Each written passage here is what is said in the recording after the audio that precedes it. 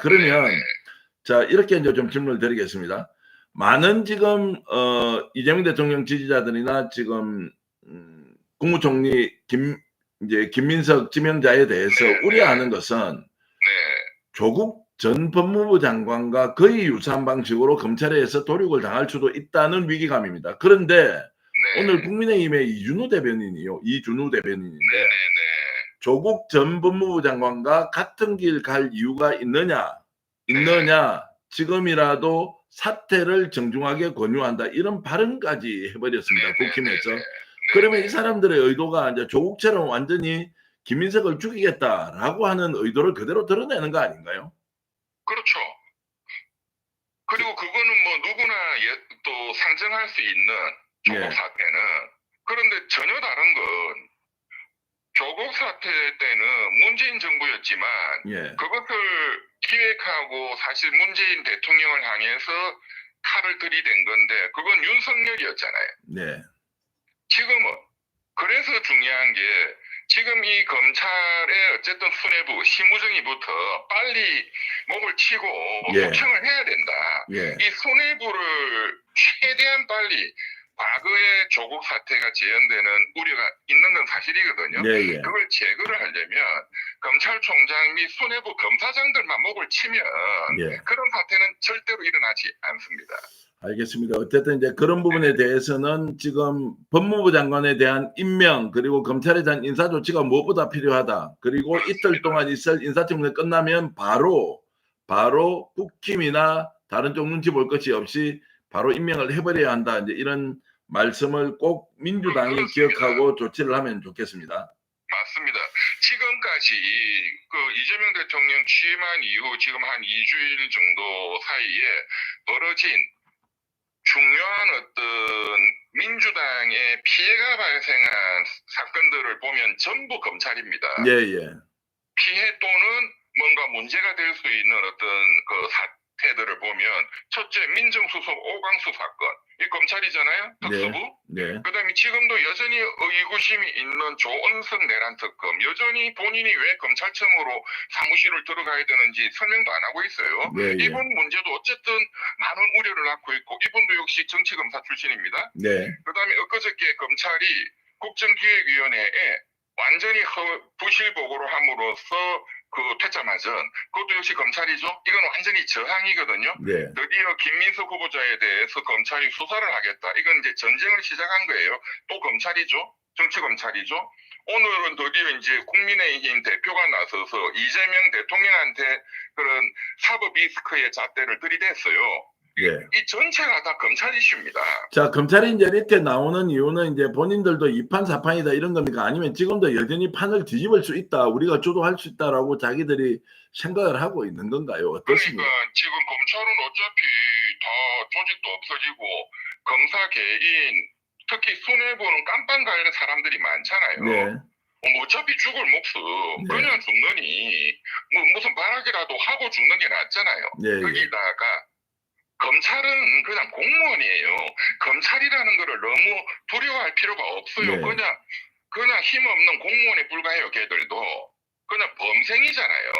알겠습니다. 걔들이 민주화 투쟁을 했습니까? 그런데 중요한 건 국민의힘의 정치 검사들이 가세해서 같이 이거를 작전을 짜고 있다. 이제 이게 여기서 검찰이 힘을 받는 거죠. 근데 이제 이 부분에 대해서 국힘이 기다렸다는 듯이 검찰 편을 드는 것 비슷하게 이제 피의자로 몰고 있는데, 네네. 그나마 오늘 다행스럽게 정청래 이제 전 법사위원장은 나와가지고 네. 아예 네. 초전 박살을 내야 한다라고 얘기를 하는데, 절대 다수의 국힘 민주당 의원들은 이 네. 부분에 대해서 부분적으로는 반발하지만 집단적으로 검찰의 이 행태에 대해서 어떤 식으로든 좀 조치를 하면 좋겠는데 좀 목소리가 약한 거 아니냐라는 생각이 좀 들긴 약하죠. 합니다.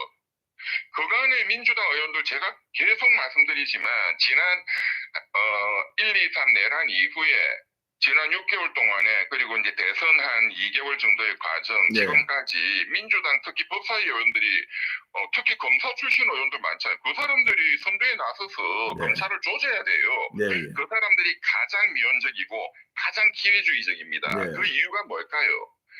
본인도 걸려있다는 겁니까? 자기들 친정을 챙기는 거는 검사 출신들은 이거는 그냥 DNA예요. 네. 국회의원은 앞으로 계속한다는 보장이 없지만 검찰 출신이라는 그거 갖고 밥 벌어 먹고 살아야 되거든요. 그 사람들. 그걸로 먹고 사는 게 검사 출신 변호사들이에요. 네. 그러니까 평생 먹고 살아야 되는 그 밥그릇이기 때문에도 그렇고 또 특히 그 사람들 다 정치검사 출신들입니다. 네. 그 사람들도 검찰한테 언제든지 당할 수 있습니다. 네. 그러니까 쫄아가지고 그런 거죠.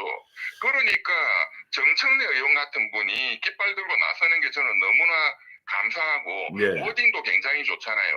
예. 이재명을 살리기 위해서는 김민석을 살려야 된다. 예, 예. 그러니까 전현희 의원은 거기 라임을 맞춰서 이재명 죽이기 다음으로 이제 김민석 죽이기가 시작됐냐. 예, 예. 두 분 다 검사 출신도 아니고 또 뭐 법조인도 아니고 예. 그러니까 이런 분들이 나서는 것은 방금 말씀드린 검사 출신 특히 정치검사 출신들은 절대로 대한민국의 개혁에 도움이 안 되는 자들이다. 민주당도 마찬가지입니다. 자, 이명철 변호사님 같은 분 또는 이제 저희들 뭐 스픽스와 같은 언론이 나서서 이 문제를 가장 먼저 선도적으로 제기하고 있고 정청래 의원 그리고 이제 전인희 의원이 나서서 지금 화답을 하고 있는데 오늘 제가 민주당의 이제 그 국회의원 한 분과 통화를 하면서도 이 부분에 대해서 좀 더 민주당이 적극적으로 나서야 한다. 네, 왜냐하면 맞습니다. 큰일 날 수 있다. 이재명 정부를 치명적으로 나쁘게 할 수 있는 그렇습니다. 요인이 검찰 조직 내부에서 계속 캐비넷 가지고 공격을 할 텐데 이 그렇습니다. 언론에 흘려버리고 언론에서는 마치 범죄 사실이 있는 것처럼 보도를 하면 그때부터 수사를 시작하는데 이것이 이미 기획되어 있는 표적 수사다라는 방식으로 갈 가능성이 매우 높기 때문에 이걸 어떻게 이제 막을 것인지 방법을 찾아야 한다라고 이제 제가 말씀은 드렸는데 특히나 이명철 변호사님의 그런 지적에 대해서 매우 이제 고마워하시면서 계속 좀 이런 것들을 국민들에게라도 열심히 좀 알려줬으면 좋겠다라고 이제 맞습니다. 부탁을 하더라고요.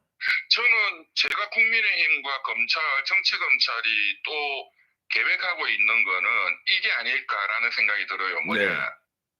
지금 오늘 김용태 국힘 비대위원장이 대통령한테 그 5년 후 사법 리스크를 얘기를 했고 네. 그 다음에 두 번째로 말한 게 이 상승하는 물가, 이 걱정이다. 이거는 지금 수도권 중심의 아파트값 폭등 이걸 네. 가지고 겨냥한 거거든요. 예, 예. 그것 때문에 문재인 정부가 무너졌어요, 사실. 예, 예. 노무현 정부도 아파트 때문에 무너진 거예요. 네. 그러니까 보세요. 정치적인 사법 리스크를 때리면서 지금 행정적인 문제 중에 가장 지금 그 급한 불이 터진 아파트 값 문제 이 두 네. 개를 동시에 때린 거예요. 예, 예. 그렇다면 만약에 국무총리 인선이 끝나고 이제 경제사령탑 기획재정부 장관이라든가 이 장관을 청문회에 올렸을 때에 다시 또 고발 들어오고 다시 사법 리스크 걸고 그 사람도 목을 날리는 상황을 만든다. 그러면 집값 이런 것도 수습이 안 되는 상황이 올 수 있어요. 네, 예. 경제사령탑을 흔들어 버리면. 맞습니다.